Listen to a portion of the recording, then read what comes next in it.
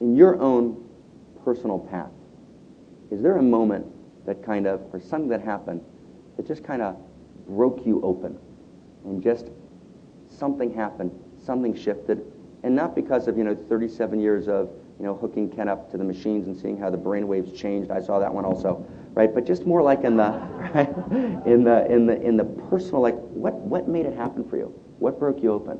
What's it about? In regard to the theoretical work? No. No. Oh, well, several things. One of the worst things that happened to me was meeting you. Rolly, could you pull the guy's mic? And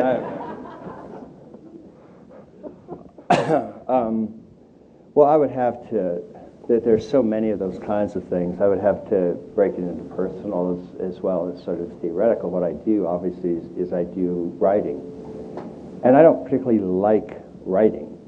Yeah, it sounds kind of funny, but it's not my first choice. It's actually the one course in college that I tried to duck out of, because I was very, very bad at it. But for whatever reason, I guess there's always been a personal desire to at least see or feel a kind of unity in the world. And you can do this in moments of satori or unio mystica. You can actually feel this ever-present oneness. And Genpo is a master of this. He gave you a short taste of that.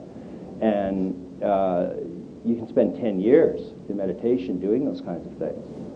And what I call one taste is a technical term for Mahamudra, but it's where everything has one taste.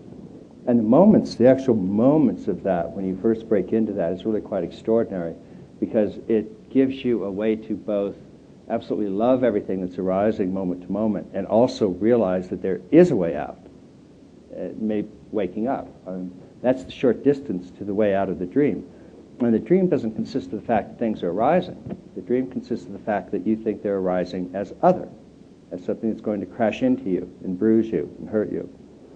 And when you realize that they're rising as textures of this ever-present isness that we all share, then you have a fundamentally different relationship to manifestation.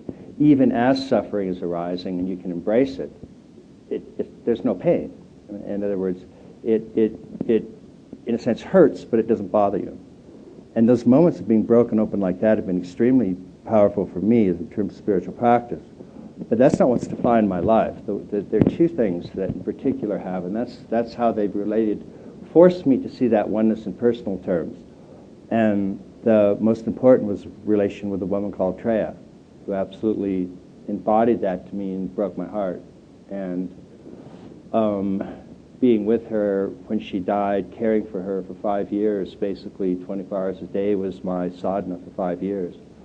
And in personal terms, I believe that probably burned off about 3,000 years of karma out of me in the grace of being able to serve her. That changed me fundamentally. I'll never be the same because of that.